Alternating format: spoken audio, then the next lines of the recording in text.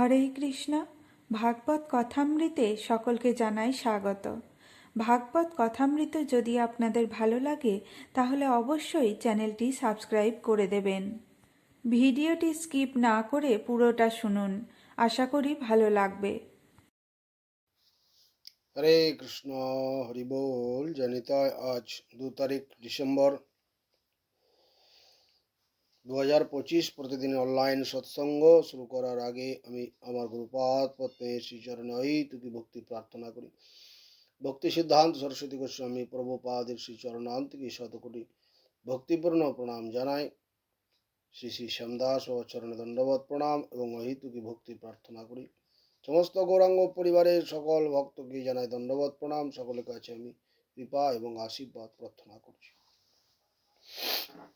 বন্দে গুরুপদদ্বন্দ্বম ভক্তবৃন্দ সমন্বিতম শ্রীচৈতন্য প্রভুম বন্দে শ্রীনিত্যানন্দ সহোদিতম শ্রীনন্দনন্দনং বন্দে শ্রীরাধিকা চরণদ্বয়ম গোপীজন সমায়ুক্তং বৃন্দাবনং মনোহরম অজানুলম্বিত ভুজৌ কনকাবদাতৌ সংকীর্তনৈকপিতরৌ কমলায়তাক্ষৈ বিশ্বম্ভরৌ দ্বিজবরৌ যুগধর্মপালৌ বন্দে জগৎপ্রিয়করৌ করুণাবতারৌ নমামি গঙ্গে তব পাদপঙ্কজং সুরাসুরৈর্বন্দিত দিব্যরূপম ভুক্তিম চ মুক্তিম চ দদাসি নিত্যম ভবানুরূপে সদা নরানাম ध्येयं सदा परिभवप्नं भविष्यतोऽहं तीर्थास्पदं शिवविरिञ्चिनुतं शरणं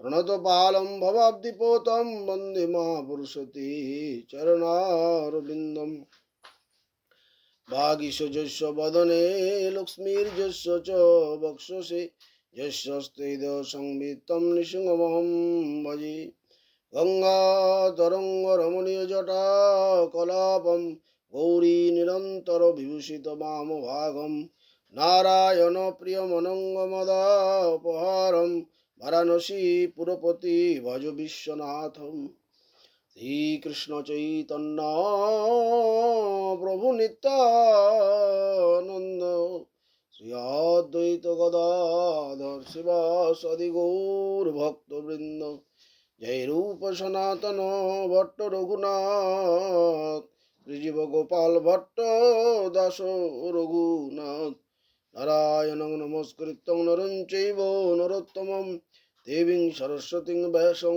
ततो जयमुदीरयेत्। ओम हरे कृष्ण कृष्ण कृष्ण हरे हरे, हरे राम राम राम हरे हरे। गौरी गोष्ठीपति भक्ति सिद्धांत सरस्वती ठाकुर प्रभुपाद परमहंस जगद्गुरु জানে ভক্তি সিদ্ধান্ত সরস্বতী ঠাকুর প্রভুপাদ পরমহংস জগদ্গুরু জানিয়েছেন, শ্রেয় পথে কি বিঘ্ন থাকে? শ্রেয় পথ প্রেয়কামী যারা বর্তমানে তারা কোনো অসুবিধায় পড়ছে না বলে মনে হয়, যারা প্রেয়কামী জগতে তারা মনে হয় যেন কোনো অসুবিধায় পড়ছে না, কিন্তু শ্রেয়কামী যারা যারা ভগবানের ভক্ত শ্রেয়কামী তাদের কিছু অসুবিধা দেখা যায়। সেই অসুবিধাটুকু স্বীকার করতে হবে। প্রভুপাদ বলছেন সেই অসুবিধাটুকু স্বীকার করতে হবে। এরকম অসুবিধা স্বীকার করাকে বলা হয় সহ্য গুণ। বিবর্ত কাকে বলে? প্রভুপাদ বলছেন যে বস্তু যা নয় সেটাকে সেই বস্তু বলে ধারণা করা। যেমন রজ্জুতে সর্পভ্রম, রজ্জুতে সর্পভ্রম, শরীরটা এই শরীরটাই আমি, কিন্তু চৈতন্য মহাপ্রভু চৈতন্যদেব তা বলেন না। তিনি বলেন দেহে আত্মবুদ্ধি হয় বিবর্তের স্থান। এই দেহটা আমি নই, এই দেহটা আমার, আমি একজন, সেটাকে আত্মা পরমাত্মা ভগবান। তাই দেহ দেহি ভিন্ন, দেহ দেহি ভিন্ন। প্রপারেটার মালিক আর প্রপার্টি সম্পত্তি। এই প্রপারেটার হচ্ছে মালিক ভগবান, আর প্রপার্টি সম্পত্তি হচ্ছে এই দেহ। যেমন গৃহী গৃহ দুটো আলাদা জিনিস। দেহ দুই প্রকার, একটা স্থূল দেহ, একটা সূক্ষ্ম দেহ। এই দেহের যে অনারশিপ মালিকানা, সেই মালিকানা আত্মার। মন হচ্ছে চেতনাভাস, দেহ চেতনবিহীন। এই দুই প্রকার দেহে আমরা আমি বুদ্ধি করি। এটা বিবর্ত, মিসকনসেপশন, বিবর্ত। এটা হচ্ছে বিবর্ত। চেতন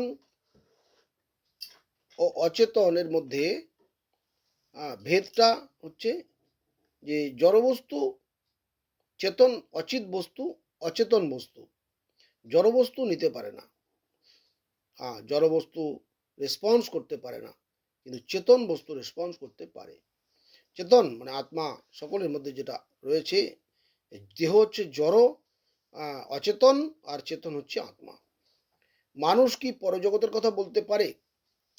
পরজগৎ থেকে আগত যিনি তিনি পরজগতের কথা বলতে পারেন। এই জগতের কোনো লোক পরজগতের কথা বলতে পারে না। পরজগৎ ভগবানের জগৎ, যেখানে ভগবান নিত্য বিরাজমান, সেই জগৎকে পরজগৎ বলা হয়। সেই পরজগৎ থেকে যখন কোনো মহাপুরুষ এই জগতে অবতীর্ণ হন ভগবত ইচ্ছায়, সেই ভগবত কথা শোনবার সৌভাগ্য যে জীবের হয়, সেই জীব নিস্তরে মায়া তাহারে ছাড়ায়।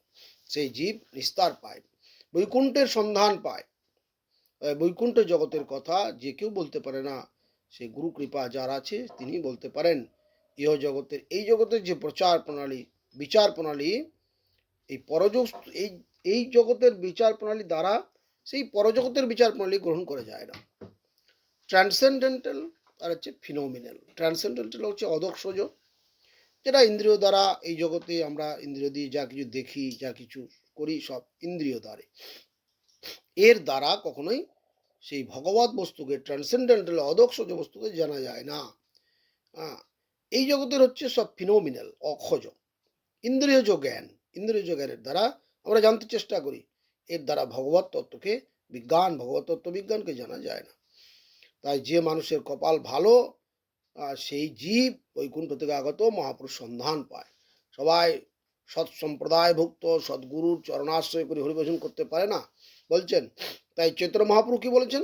কৃষ্ণ যদি কৃপা করেন কোনো ভাগ্যবানে, গুরু অন্তর্যামী রূপে শিখায় আপনি। চৈতন্য চরিতামৃত গ্রন্থে কৃষ্ণদাস কবিরাজ গোস্বামী ঠাকুর বর্ণনা করেছেন। আজ এই পর্যন্তই। বাঞ্ছা কল্পতরুশ্চ কৃপা সিন্ধুভ্যশ্চ পতিতানাং পাবনেভ্যো বৈষ্ণবেভ্যো নমো। হরে কৃষ্ণ। বহুত বহুত ধন্যবাদ।